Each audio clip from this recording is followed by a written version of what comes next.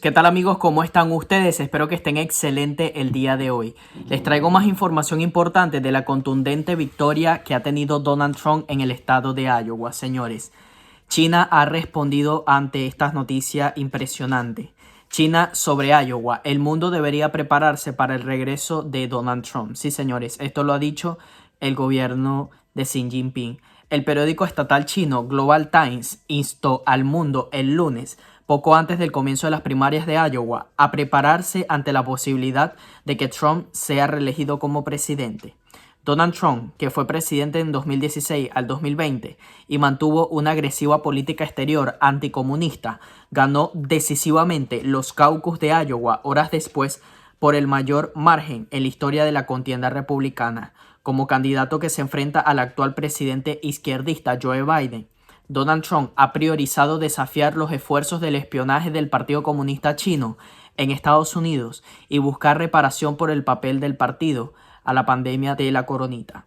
Donald Trump también condenó a Biden, cuya familia ha estado involucrado en negocios turbios con empresarios chinos durante años, por no ser lo suficientemente serio a la hora de abordar la amenaza que China representa para Estados Unidos y el mundo. El periódico The Global Times rutinariamente avergüenza a Estados Unidos por celebrar elecciones presidenciales, calificándola de democracia de baja calidad, en comparación con el régimen totalitario y represivo de China bajo el dictador Xi Jinping. El periódico llamó esta semana lunes a su grupo de expertos en política estadounidense para evaluar los caucus de Iowa antes de que se llevara a cabo, quienes lamentaron que Trump probablemente emergería como el candidato presidencial republicano y tendría un desempeño sólido en Iowa. A medida que la carrera electoral estadounidense comienza el lunes en Iowa, los expertos sugieren que el mundo debería prepararse para la posibilidad de que Donald Trump sea reelegido como presidente de los Estados Unidos y unos Estados Unidos que esté más dividido, indicó el periódico estatal del Xi Jinping. Ahora bien, no solo los periódicos de China han abordado esta situación. La periodista que ven en pantalla, señores, los locos de la MSNBC lo pierden después de la aplastante victoria de Trump. Payasos malvados que ahora quieren ocultar la victoria contundente que se ha llevado el presidente número 45. El grupo excéntrico de MSNBC sufrió un colapso colectivo esta noche después de que el presidente Trump ganara el caucus republicano.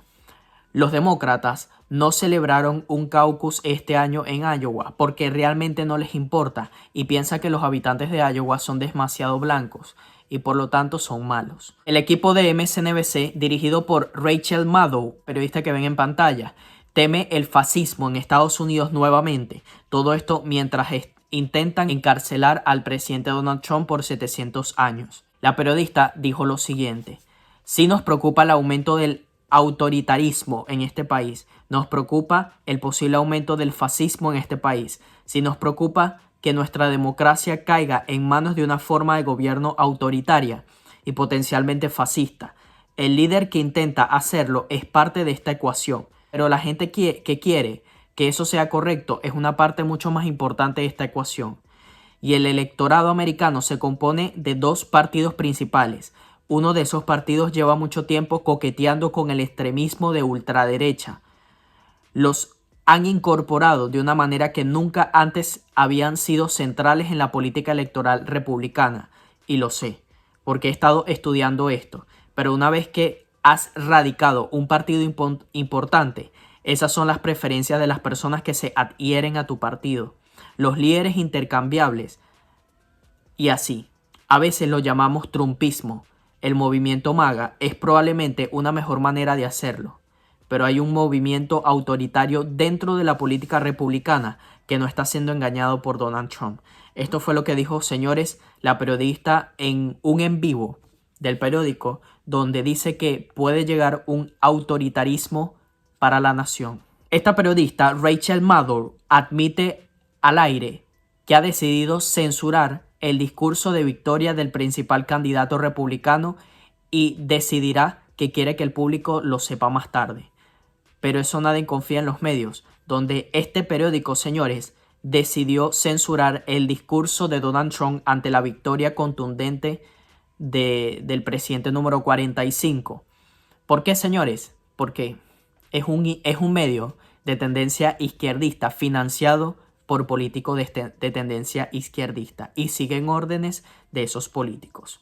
Ahora bien, el equipo de Ron DeSantis está indignado y ahora están diciendo que la campaña acusa a los medios de interferencia electoral. Ahora, el equipo de Ron DeSantis está diciendo que esto fue una interferencia electoral por parte de los medios. Los partidarios y los empleados de Ron DeSantis expresaron su profunda indignación por la declaración temprana a favor de Donald Trump, tanto en su grupo de vigilancia como en las redes sociales. El New York Times informó sobre una sensación generalizada de incredulidad e ira entre el bando de Ron DeSantis, lo que sugiere una preocupación profundamente arraigada por la influencia de los medios en el proceso electoral. ¿Qué está pasando aquí?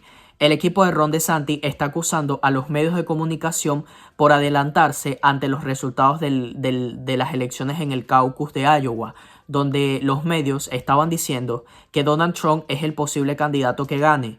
El equipo de Ron DeSantis se molestó por eso porque los medios estaban interfiriendo en las elecciones. Andrew Romeo, director de comunicaciones de Ron DeSantis, hizo una declaración sorprendente acusando a los medios de interferencia electoral. Es absolutamente indignante que los medios de comunicación participen en una interferencia electoral al convocar la carrera antes de que decenas de miles de habitantes en Iowa tuvieran la oportunidad de votar. Los medios están apoyando a Trump y este es el ejemplo más atroz hasta ahora. Esto lo indicó, señores, el director de comunicaciones de Ron DeSantis, donde acusa a los medios de adelantarse ante los resultados del estado de Iowa. Ahora bien, Laura Loomer, excelente periodista independiente, dice lo siguiente. Ron DeSantis y sus sustitutos y personal han estado afirmando que el presidente Trump iba a decir que el caucus de Iowa estaba amañado si perdía. Pero ahora ellos están llorando y diciendo que está amañado el caucus. ¿Qué pasó? Hace 3 semanas Ron DeSantis dijo que iba a ganar Iowa.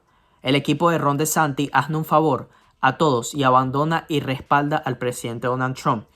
Donde podemos ver, señores, en una declaración de la campaña de Ron DeSantis, decían que es absolutamente que los medios participaron en una interferencia electoral por parte del caucus de Iowa, donde ellos llamaron a una carrera antes de que miles de votantes de Iowa tuvieran el chance para votar. Esto quiere decir que el equipo está acusando a los medios de adelantarse ante los resultados. Última hora. La CNN proyecta que Donald Trump ganará los caucus republicanos de Iowa apenas 30 minutos después de que comenzara la votación. El presentador de la CNN, Jake Tapper, dijo que cree que esta fue la proyección en ayunas que jamás se haya hecho en la historia de la nación. Ahora, podemos hacer una proyección muy importante. La CNN proyecta que Donald Trump ganará los caucus de Iowa. La CNN puede hacer esta proyección basándose en su abrumadora ventaja en nuestra encuesta de entrada entre los asistentes del caucus de Iowa, donde podemos observar, señores, que la CNN ha comenzado a darle un visto bueno a Donald Trump, comenzar a hablar de Donald Trump porque hace meses atrás, años atrás, la CNN quería ocultar los resultados que ha hecho Donald Trump y los votantes, pero actualmente no tienen más remedio que mostrar la verdad y decir la verdad al público estadounidense. Miren esto.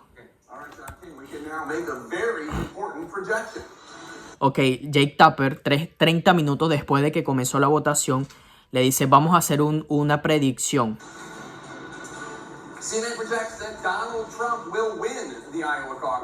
Jake Tapper dice, aparentemente Donald Trump ganará el caucus de Iowa. Estamos haciendo nuestras propias proyecciones de acuerdo a nuestro personal de encuestados.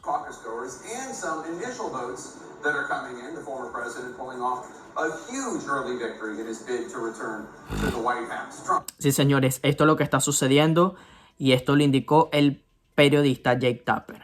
Ahora bien, miren a Donald Trump, señores, como podemos observar, como Ron DeSantis tiene que ir directo a Florida porque ya no le queda de otra que declararse perdedor.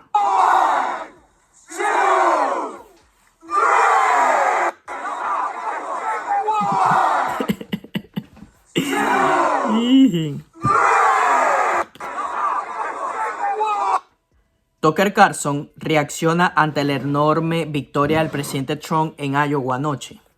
Él dice, Donald Trump ganó decisivamente. A estas alturas es difícil ver cómo no es el candidato republicano porque no solo ganó anoche, sino que triunfó abrumadoramente por un margen histórico.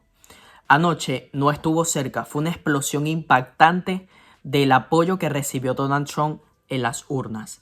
Donald Trump le hizo a Iowa lo que los vikingos le hicieron a la costa irlandesa. Solo quedan cabañas humeantes. Parecía que Chris Wallace iba a enfermarse.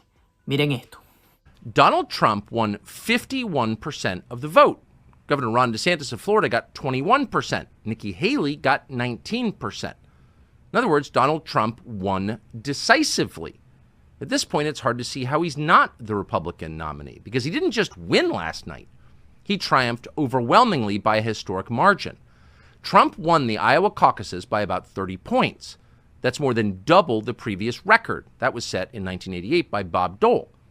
So last night was not close. It was a shocking blowout. Trump did to Iowa what the Vikings once did to the Irish coast. Only smoldering huts remain. Chris Wallace looked like he was going to be sick. Señores, cuando los demócratas se ven acorralados, se ven que la victoria contundente de su oponente político es cierta, comienzan a desinformar, comienzan a hacer el aparato de desinformación, el aparato de confusión, el aparato de división para poder buscar la manera perfecta, señores, de poder darle chance a su político, Ron DeSantis y Nikki Haley. En esta oportunidad vamos a hablar de algo que se tuiteó en las redes sociales, donde muchas personas querían crear una confusión. Miren cómo actúan los demócratas. Filtración. A los funcionarios de Trump se les ha enviado instrucciones a través de mensajes de texto interno para preparar al personal para afirmar que los caucus de Iowa fueron robados y culpar a la gobernadora de Iowa, Kim Reynolds. Se ordenó al personal superior de Donald Trump que comience a organizar una manifestación en el Capitolio del Estado de Iowa a finales de esta semana. Esto es falso. Esto es falso. Esta persona ha publicado esto en la plataforma X para crear una confusión de que supuestamente el equipo de Donald Trump recibió un mensaje de texto para declarar si no gana el 45, declarar una FF y dirigirse al Capitolio del Estado para organizar una manifestación tipo el 6 de enero. Esto es falso, pero así actúan estos extremistas de izquierda, señores. Así actúan, así operan. Esta es una de las estrategias que ellos implementan para crear una división y crear una forma de crear confusión ante el pueblo. Ok, señores, las predicciones que hizo Real Clear Polls, esta encuesta del caucus republicano presidencial del 2024, donde indicó que Donald Trump tiene un margen de porcentaje exorbitante, se ha cumplido. Toda esta encuesta, señores, que se hizo de Donald Trump para el caucus del estado de Iowa se ha cumplido al 100%.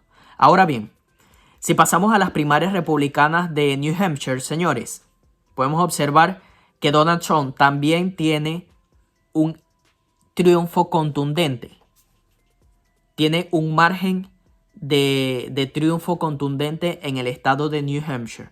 Podemos observar que Donald Trump tiene un margen de 43.5% frente a Nikki Haley, que tan solo tiene un 29.3%. Señores, las primarias republicanas en el estado de New Hampshire se llevarán a cabo el 23 de enero del 2024. Ok, según el Real Clear Polls, indica que Donald Trump también ganará en el estado de New Hampshire. Si podemos observar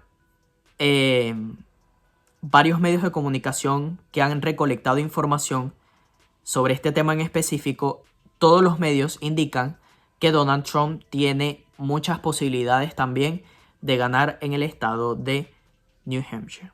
Ahora bien, les voy a mostrar un video de Tucker Carlson, el episodio 65, donde habla sobre Iowa. ¿Qué significan los resultados en Iowa?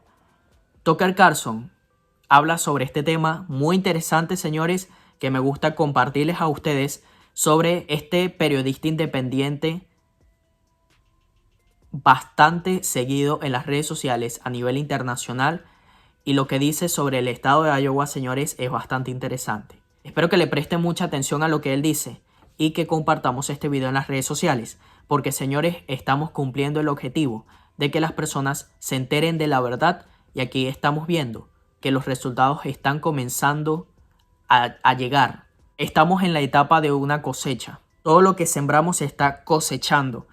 El resultado de compartirles a ustedes información, de revelar la verdad, señores, se está reflejando en los resultados del estado de Iowa y se va a reflejar en el estado de New Hampshire y los próximos resultados que llegarán en los próximos meses, en noviembre, señores, de este presente año, para la victoria contundente del presidente. Me gustaría saber qué piensan ustedes sobre esta información. Miren este video. What would happen if we held an election the way that Americans used to do it just a few years ago? We should try that sometime. Here's how it would work. Everyone would vote on the same day in person. You would show up and present an ID, just like you do at the airport or the liquor store. Then you'd mark your preferences on a piece of paper. You do it manually. There would be no electronic voting machines. There would be no drop boxes or absentee ballots. The poll workers would probably be people that you recognize from your own zip code. They'd be your neighbors. They would not be employees of Mark Zuckerberg from California. As for the names on the ballot, you would get to choose those yourself, as citizens do in a democracy. Judges wouldn't be allowed to tell you who you can vote for and who you can't vote for. You'd get to decide. And then once you voted, nobody could order a stop to the vote counting. That would be illegal. So you would know the results of the election in just a few hours, and you would feel pretty confident that they were pretty real. That's how we used to do it in this country. What would happen if we tried it again? Well, as it happens, the state of Iowa did that very thing last night. They had their caucuses. That's the first contest in the 2024 presidential cycle. It all felt very retro, very non-third world. But the results were interesting. Here they are. Donald Trump won 51% of the vote. Governor Ron DeSantis of Florida got 21%. Nikki Haley got 19%. In other words, Donald Trump won decisively. At this point, it's hard to see how he's not the Republican nominee, because he didn't just win last night.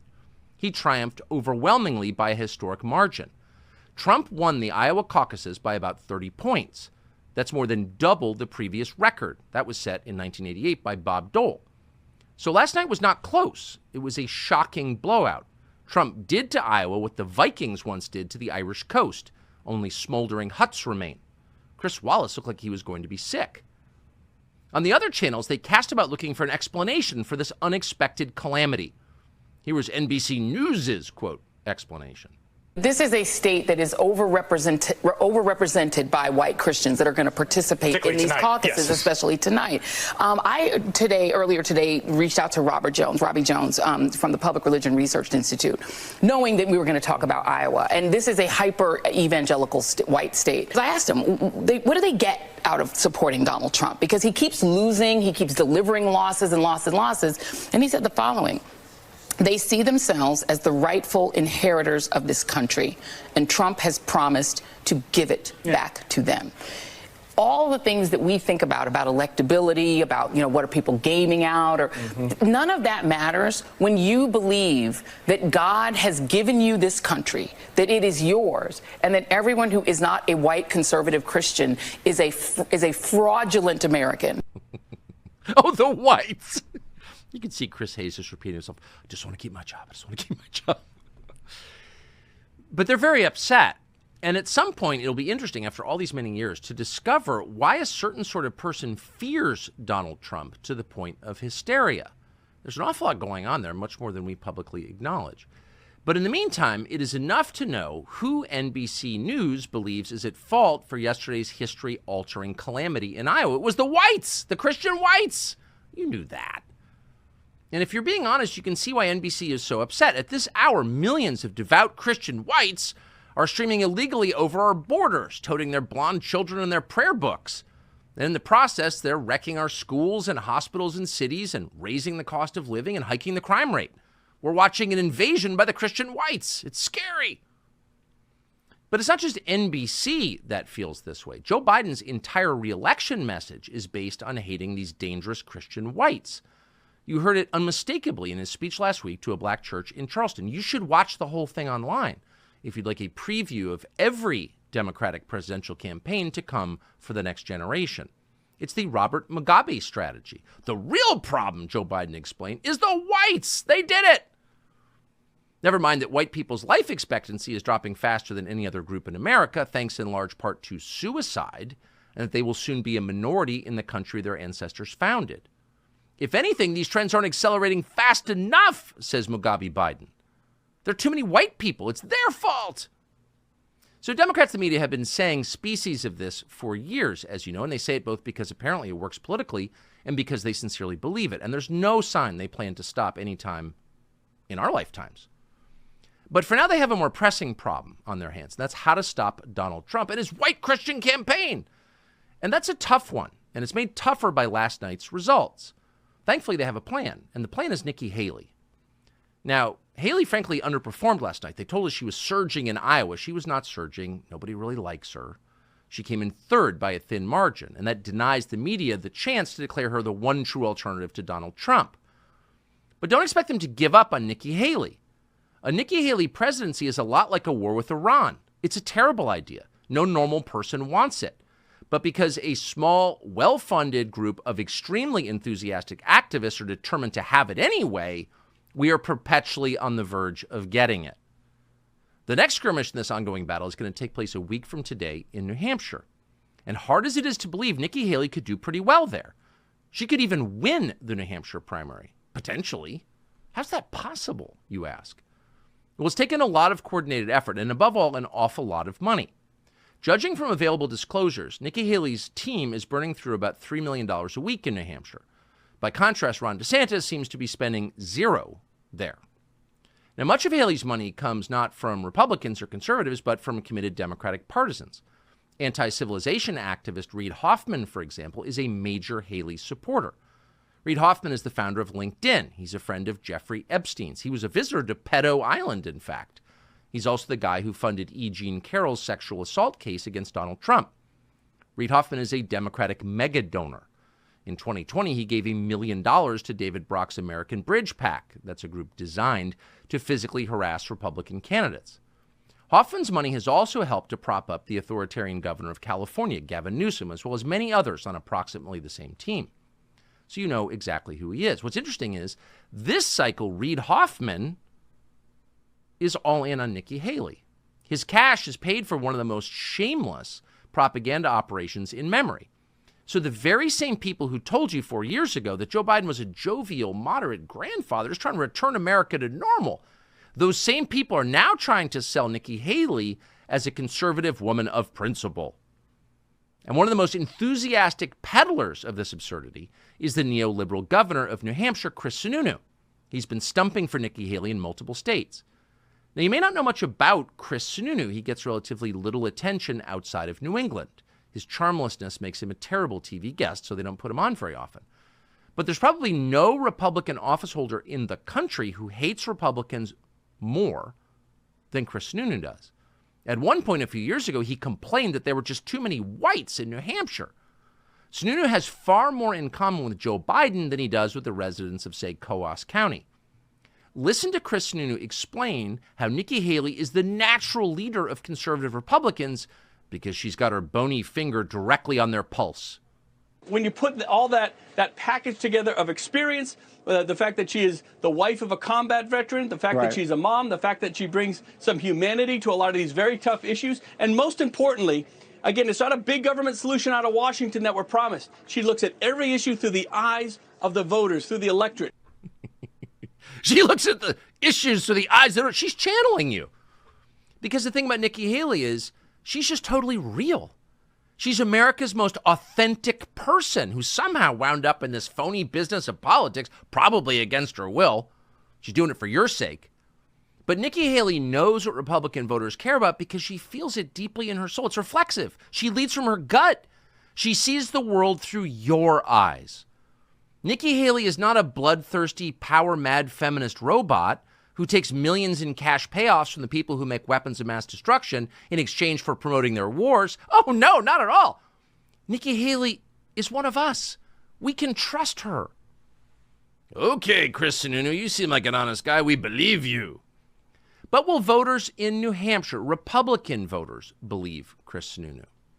Some of them probably will. Haley's approval numbers among self-described conservatives remain remarkably high. Why? Well, because she's been endlessly promoted on the news outlets they watch and read. Thank you, Wall Street Journal. But those outlets are not telling them the truth. Nikki Haley is not a conservative. That's not a slam on her, it's just a fact. Nikki Haley's a committed neoliberal, just like her creepy little friend Chris Sununu. And it's measurable. For example, how many Republican primary voters support the wave of illegal immigration that is currently destroying our country? Not many do, but Nikki Haley does.